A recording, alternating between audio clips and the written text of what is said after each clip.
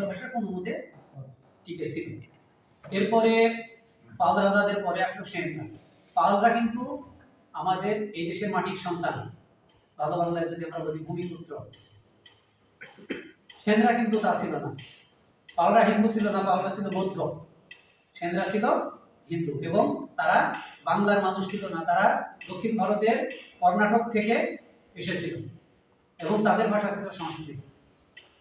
এবং এই সেনদের শাসন আমলে বাংলায় সংস্কৃতের চর্চা হতো।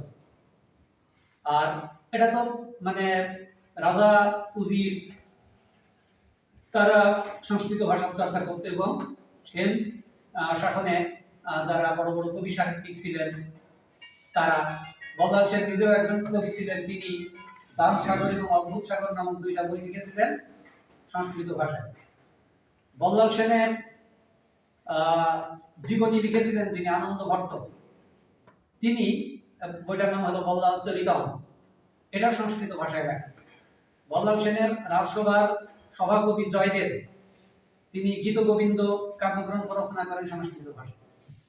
এভাবে রাজা, উজির, সেনাপতি, কবি সাহিত্যিক তারা সবাই সংস্কৃত ভাষা চর্চা করে। আর সাধারণ মানুষের ভাষা কি ছিল? সাধারণ মানুষের ভাষা এই যে ওই সেই অবহেলিত শিশুটা বাংলা, এটা সাধারণ মানুষের ভাষা ছিল। এরা এই এদের সাহিত্য বলি বা যা কিছুই বলি না কেন, এগুলো মানে তখনও বিকাশ লাভ শুরু হয়নি। এরপরে এই ৫ই আগস্টের মতো বাংলার ইতিহাসে আরেকটা ঘটনা, অত্যন্ত উল্লেখযোগ্য ঘটনা ঘটেছিল।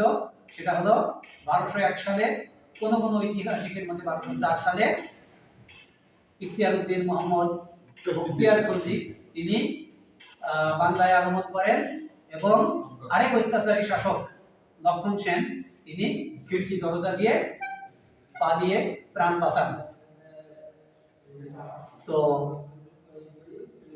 সেই বখতিয়ার খিলজি বাংলায় আগমন করার পর তার যে সময়টুকু, তার এবং তার ওই খিলজি বংশের আরো কয়েকজন আলী মাওদান খিলজি এবং তারপরে আরো দু একজন শাসক খিলজি বংশের ছিলেন, সেই সময়টা ছিল খুব উত্তাল সময়।